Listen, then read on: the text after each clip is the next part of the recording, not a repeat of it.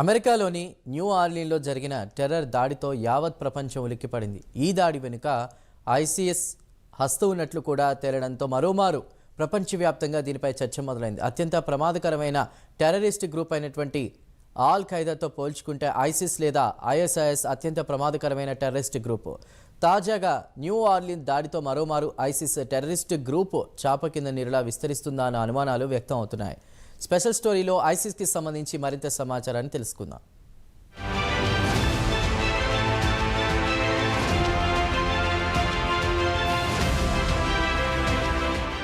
యావత్ ప్రపంచం నుంచి టెర్రరిజం మటుమాయమయ్యిందని సంతోషించే లోపలే మరోమారు అమెరికాలోని న్యూ ఆర్లీన్లో ఐసిస్ తన సత్తా చాటింది. నూతన సంవత్సర సంబరాల్లో పాల్గొనేందుకు వచ్చిన గుంపుపై నిర్దాక్షణ్యంగా ట్రక్కుతోలి 17 మంది చావుకు కారణమయ్యాడు అమెరికాలోని టెక్సాస్కు చెందిన షంసుద్దీన్ జబార్. తర్వాత పోలీసులు అతన్ని కాల్చి చంపారు. FBI విచారణలో జబార్కు ఐసిస్తో లింకులున్నాయని తేలింది. ఇస్లామిక్ స్టేట్ లేదా ISIS militant group Syria, Iraq దేశాల్లో అత్యంత భయానక వాతావరణాన్ని సృష్టించింది. ఈ మిలిటెంట్ గ్రూప్ను బ్యాన్ కూడా చేశారు. ఇక అల్ ఖైదాతో పోల్చుకుంటే ఐసిస్ మిలిటెంట్ అత్యంత ప్రమాదకరమైన గ్రూప్గా తేలింది. అయితే al Qaeda chief Osama bin లాడెన్ను అమెరికా సీల్స్ చంపేసిన తర్వాత ఆ గ్రూప్ కనుమరుగయ్యింది. అటు తర్వాత ఐసిస్ చీఫ్ అల్ బగ్దాదీని అమెరికా చంపేసిన తర్వాత ఆ గ్రూప్ కూడా కాస్త కనుమరుగయ్యింది.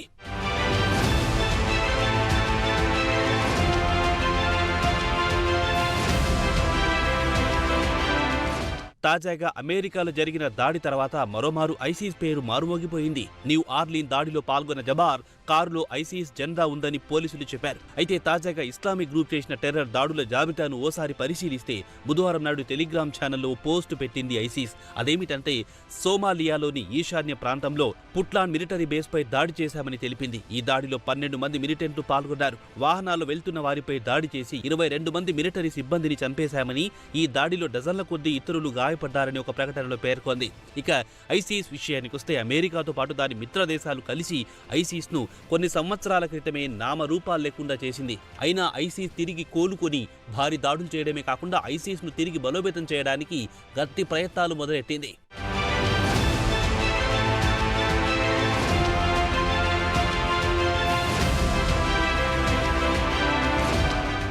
ఇక ఐసిస్ చేసిన అతిపెద్ద దాడుల విషయానికి వస్తే గతేడాది మార్చిలో రష్యాలోని ఓ మ్యూజిక్ కాన్సర్ట్ పై దాడి చేసింది. ఈ దాడిలో కనీసం 143 మంది ప్రజలు దుర్మరణం పాలయ్యారు. గతేడాది జనవరిలో ఇరానియన్ సిటీ కెర్మాన్లో 2 చోట్ల జరిగిన పేలుల్లో 100 మంది దుర్మరణం పాలయ్యారు. అలాగే ఒమన్లో ఓ మసీద్లో సూసైడ్ బాంబర్ తనను తాను పేల్చుకుని తనతో పాటు కనీసం 9 మందిని తన వెంట తీసుకెళ్లాడు. మిడిల్ ఈస్ట్ లో విచ్చలవిడిగా దాడులు చేసి వందల సంఖ్యలో చంపుతున్న ఐసిస్ తన ప్రతాపాన్ని పాశ్చాత్య దేశాల వైపునకు మళ్లించింది. అయితే అక్కడ లోన్ ఓల్ పద్ధతిలో దాడులు చేసేది. అంటే ఒక్కరే మారణ హోమంలో పాల్గొంటాడు. గతేడాది ఆగస్టులో వియన్నాలో టేలర్ స్విఫ్ట్ లో మ్యూజిక్ కన్సర్ట్ లో 19 ఏళ్ల ఓ యువకుడు పెద్ద ఎత్తున దాడి చేయాలనుకున్నాడు. అయితే అధికారులకు అనుమానం వచ్చి పట్టుకుంటే వాస్తవాలు బయటపడ్డాయి. కాగా అతడికి ఇస్లామిక్ స్టేట్ తో సన్నిహిత సంబంధాలున్నాయని అంగీకరించాడు.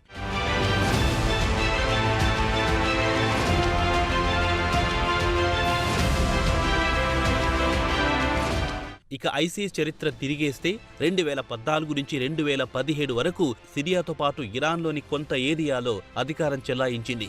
ఖలీఫా పాలన సాగించింది. ప్రతిపక్షాలను మరణశిక్ష విధించడంతో పాటు వారిని చిత్రహింసలకు గురి చేసేవారు. అలాగే సిరియాతో పాటు ఇరాన్లోని సైనికులను ఓడించి తమ పట్టు సాధించారు. తర్వాత ప్రపంచవ్యాప్తంగా ఉన్న సుమారు డజన్ దేశాలపై దాడులు చేయడం మొదలెట్టింది. కాగా ఐసిస్ లీడర్ అబూ బకర్ అల్ బగ్దాదీని అమెరికా స్పెషల్ ఫోర్సెస్ 2019లో వాయువ్య సిరియాలో చంపేసింది. ప్రపంచంలోని ముస్లింలందరికీ తానే ఖలీఫా అని చెప్పుకునేవాడు. అయితే బాగ్దాద్ సిరియాలో ఖలీఫైట్ కు వ్యతిరేకంగా అమెరికా, దాని మిత్రపక్ష దేశాలు పెద్ద ఎత్తున ప్రచారం చేశాయి. దీంతో ఇరాక్ లో ఖలీఫైట్ ప్రభుత్వం కుప్పకూలింది. అటు తర్వాత కొత్త నాయకుడు అబూ హాబ్స్ అల్ హషీమి అల్ ఖురేషి కొనసాగుతున్నారు.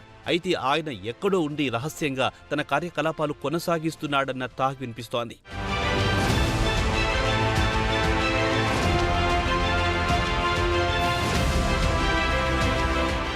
మిడిల్ ఈస్ట్ లో ఐఎస్ కుప్పకూలిన తర్వాత కొత్త వ్యూహాలు మొదలెట్టింది ఐఎస్. ఒకప్పుడు సిరియాలో రఖా నగరాన్ని అడ్డా చేసుకుని తమ కార్యకలాపాలు కొనసాగించింది. కాగా ఈ గ్రూప్ ఈ 2 దేశాల్లో అక్కడక్కడ శరణార్థులుగా నివసిస్తున్నారు. ఈ ఐసిస్ అగ్ర నాయకత్వం రహస్యంగా తన ఫైటర్స్ తో టచ్ లో ఉంటున్నాయి. UN అంచనా ప్రకారం సుమారు 10,000 మంది ఐఎస్ ఫైటర్స్ ఉండవచ్చునని అంచనా వేస్తుంది. కాగా ఈ ఐఎస్ మిలిటెంట్లు ప్రస్తుతం తమ పంతా మార్చి హిట్ అండ్ రన్ దాడులకు పాల్పడుతున్నారని ఇరాక్కు చెందిన ప్రభుత్వ భద్రతా సలహాదారు చెప్పారు. ప్రస్తుతం ఇరాక్ ఐఎస్ను పూర్తిగా లేపేయడానికి ఆయన సహకరిస్తున్నారు. ప్రస్తుతం విదేశీ ఫైటర్స్ ఇరాక్ నుంచి ఆఫ్ఘనిస్తాన్, సిరియా, పాకిస్తాన్కు పారిపోయారు. ప్రస్తుతం వీరిలో చాలా మంది ఇస్లామిక్ స్టేట్, ఖొరాస్తాన్ బ్రాంచ్, ISIS-K గ్రూప్లో చేరిపోయారు. ఇరాన్, తుర్కిమనిస్తాన్, ఆఫ్ఘనిస్తాన్ను దృష్టిలో ఉంచుకొని ఖొరాస్తాన్ అని పేరు పెట్టారు. ప్రస్తుతం ISIS-K ఇరాన్ సరిహద్దులో ఉన్న ఆఫ్ఘనిస్తాన్, పాకిస్తాన్లో చురుకుగా ఉంది.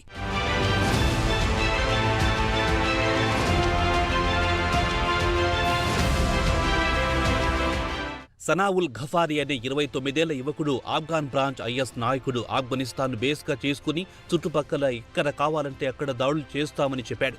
ఇక ఆఫ్రికాలో ISIS-ను ISIL-గా పిలుస్తారు.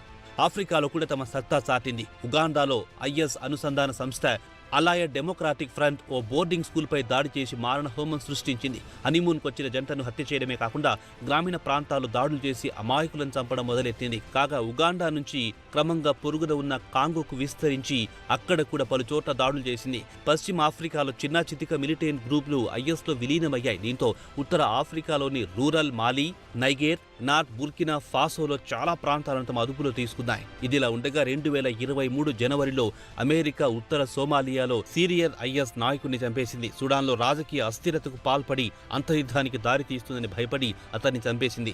అమెరికాకు చెందిన కౌంటర్ టెర్రరిజం సెంటర్ మాత్రం IS-తో పాటు ఖైదా నుంచి పెద్ద ప్రమాదమే లేదని చెబుతోంది.